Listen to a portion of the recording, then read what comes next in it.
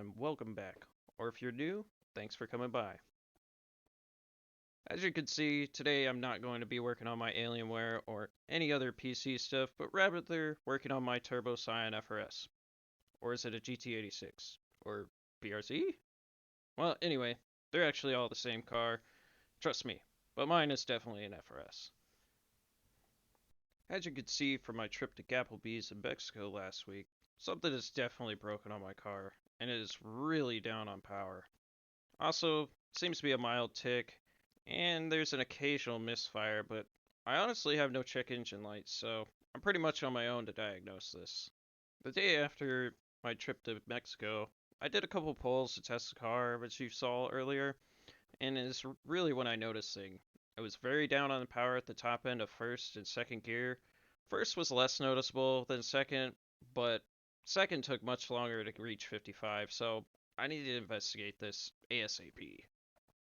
And I figured since I'm gonna have the car on jack stands in the air looking over the engine, I should install new spark plugs. Honestly, I've never changed spark plugs in this car, and I bought it brand new in 2013 with 15 miles on it, and now has over 70,000, so I definitely think there's probably an issue there. Before I get into changing the spark plugs, I want to check things topside. Mainly I want to check for boost leaks because when I'm down on power, that's kind of my first assumption. My data log showed otherwise, but hey, might as well check. There always could be an issue there. But before I did that, I decided since I have to pull off the air filter, I should go ahead and clean it. Not going to show you the cleaning process.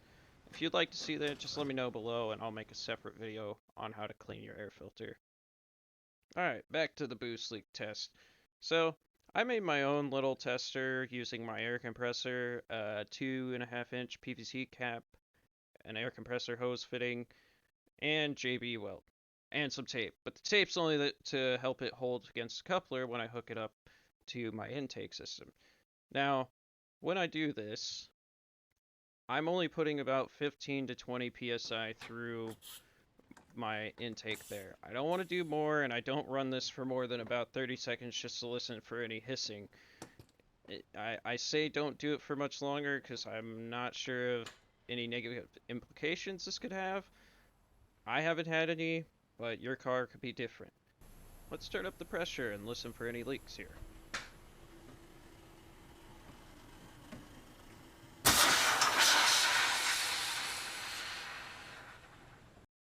And as you heard there, when I popped off the air hose, all the air came out the connector, so obviously we have no boost leaks. We didn't hear any hissing either, so I was quite happy. I don't have to go through and fix any couplers, but likely I'm going to need to remove them when I go ahead and jack up the engine here in a bit to get those spark plugs in. Now it's time to dive onto the hard concrete floor and begin my work under the car. First, removing the oil pan guard, which has a bunch of bolts, 2 different sizes, and I think 4 clips. I think it should have more than that, but I removed about half of them because they were unnecessary.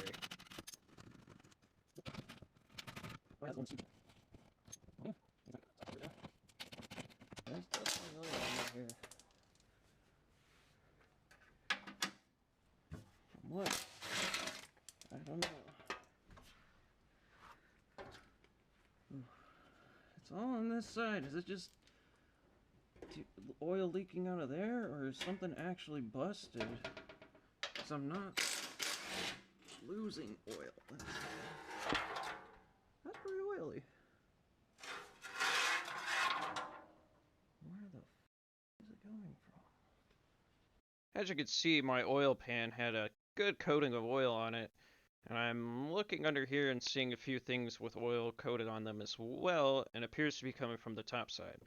The last time I had this kind of oil buildup, it actually was way worse, is when my oil drain tube out of my turbo busted a hole in the side of it because it rubbed on the exhaust manifold.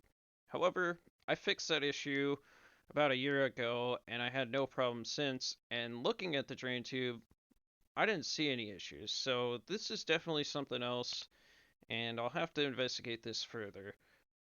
I'm checking the top side of the engine as well, just to see if I can pinpoint where that oil leak has come from. It's definitely not coming from the passenger side, as that side's pretty dry. But on the driver's side, you have your oil filter. I have my oil cooler, the oil filler caps there, my pressure sensors over there, and the turbo oil feed line is there. However, none of those look like they were the cause. I'm starting to think this might be a spillage issue from hard cornering, maybe out the oil filler cap or the oil filter itself, just based on the amount of oil left in the engine and the very little coating of oil on the oil pan tray there.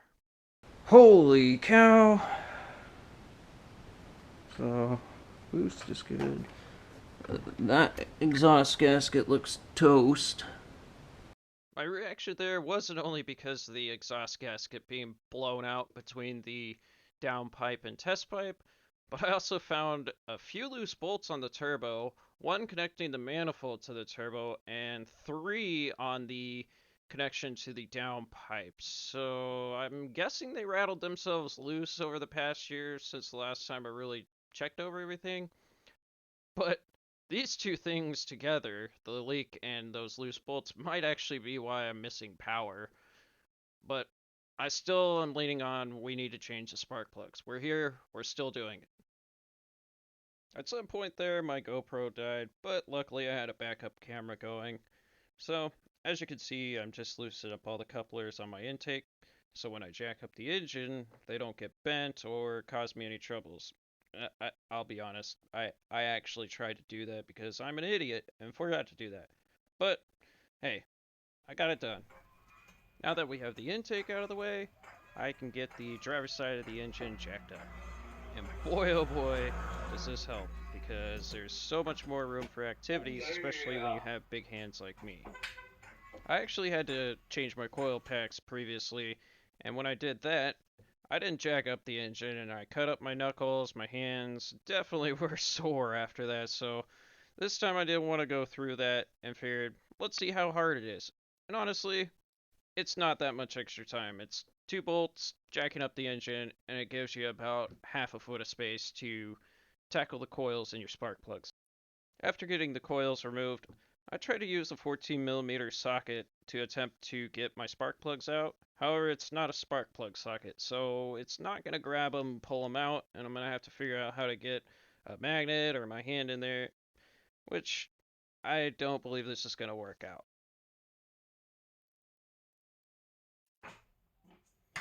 Oh, I don't have the right socket for my spark plugs. I was just trying to use a 14mm. I obviously should go get a spark plug socket that fits. I don't have one since I've never done them on this car, so trip to the store time.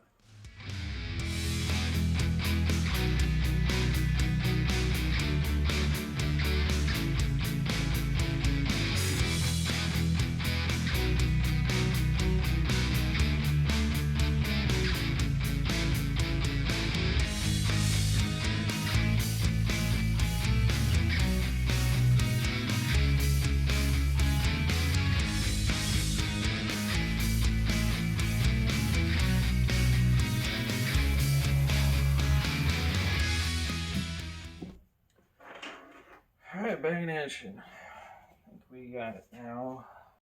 This would be a true car video if there wasn't a trip to the parts store. I don't think I've worked on my car one time where I needed to go to the store for some minor item, sometimes major, but most of the time it's just a screw or bolt. This time, I needed a tool. Now, with the correct tool, removing the spark plugs won't take me very long. So, let's jump into some first person view, and then we'll get the driver's side done.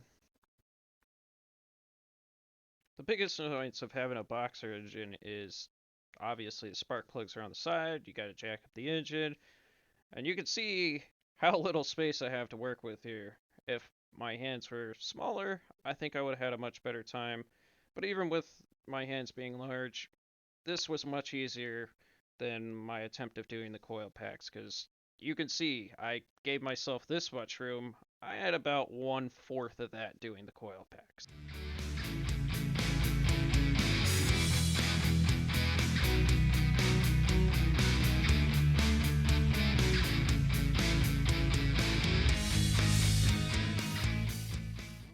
The spark plug I just took out looks pretty bad and well used if you ask me. So definitely the right time to get these swapped out for some new ones. But let's get back and get the other one on the driver's side removed.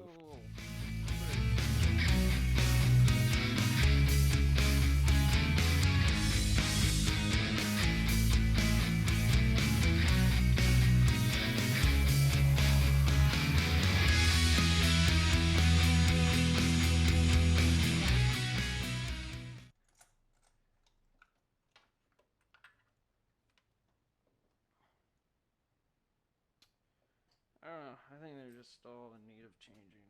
They're not terrible, but So yeah, the spark plugs aren't looking that great so far. And before I put on the new ones, I just wanted to check the gap on the old ones, verify the new ones match, and then we can go ahead and get those two on. So stick around, we're going back to the action right now.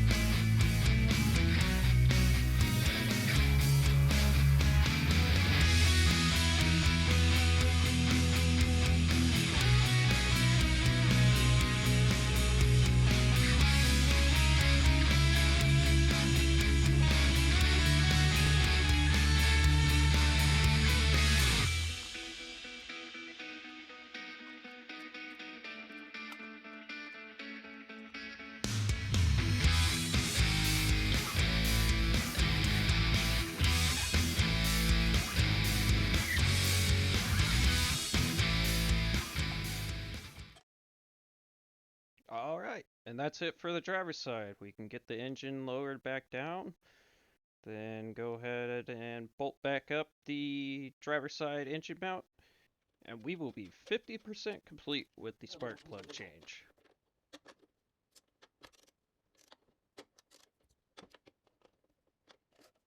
Now, let's get the engine mount nut removed on the passenger side so we can get her jacked up and get those other two spark plugs replaced.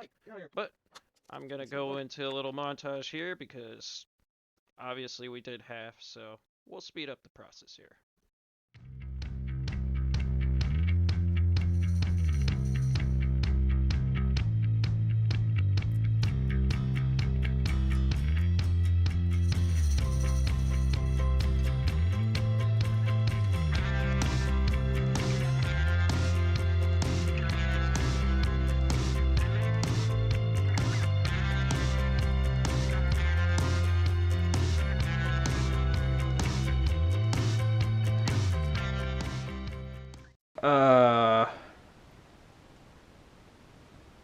I don't think it's supposed to look like that.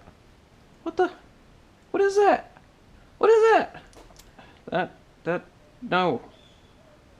Yowza. Well, I think I know why I was running like shit. So yeah, Yeah, the ceramic insulator that protects the center electrode tip had cracked off from the rest of the ceramic and was just floating around in there. This probably was jumping around and blocking the gap every once in a while, and probably why I saw that misfire. However, let's get back into it because we're almost done here, and I know y'all are probably waiting to see the results.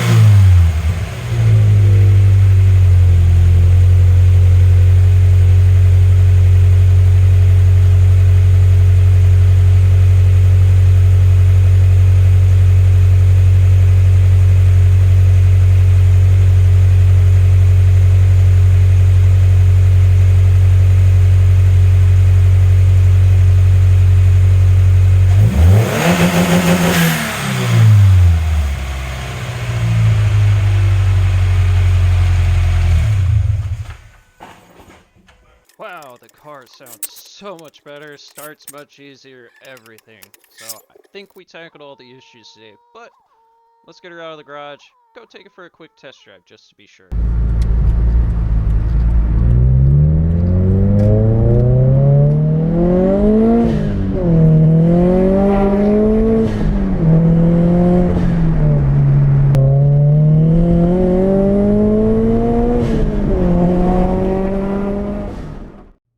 Alright, with those test runs, it shows we're back in action.